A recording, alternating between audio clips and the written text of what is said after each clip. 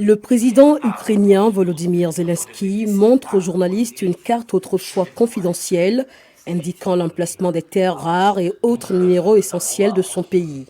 Ces dépôts sont inestimables, d'énormes sommes d'argent, énormes. C'est pourquoi nous devons les protéger. Donc si nous parlons d'un accord, c'est ce que veulent les Américains, alors faisons un accord. Le président des États-Unis, Donald Trump, se dit ouvert aux négociations. Nous cherchons donc à conclure un accord avec l'Ukraine pour qu'il sécurise ce que nous lui donnons en matière de terres rares et d'autres éléments. Le conseiller à la sécurité nationale de Donald Trump, Mike Waltz, s'est fait l'écho dimanche du souhait du président de récupérer l'aide américaine à l'Ukraine grâce aux ressources naturelles du pays. Les minéraux de terres rares sont importants pour la fabrication de moteurs électriques et de produits électroniques grand public. Selon Zelensky, moins de 20% des ressources ukrainiennes sont sous occupation russe. Mais il qualifie la région ukrainienne de Dnipro de très riche et prévient que si la Russie contrôle ces gisements de minéraux, elle pourrait les fournir à des adversaires des États-Unis tels que l'Iran ou la Corée du Nord. Ciblant la région, les opérateurs de drones ukrainiens lancent des frappes contre les forces d'invasion russes potentielles le long de la rivière Dnipro.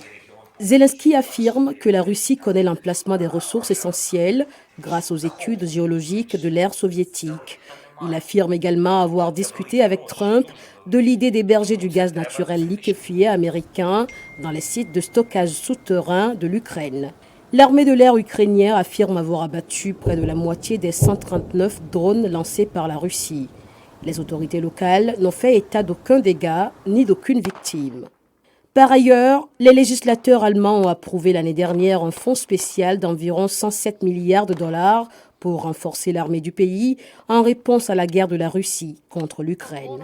L'armée allemande compte actuellement environ 179 000 soldats et selon EPI, le pays vise à atteindre 203 000 soldats d'ici 2031.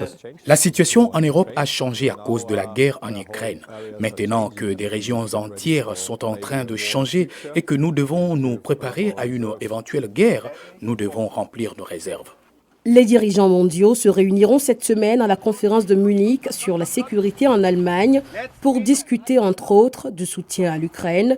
Les discussions se dérouleront du 14 au 16 février.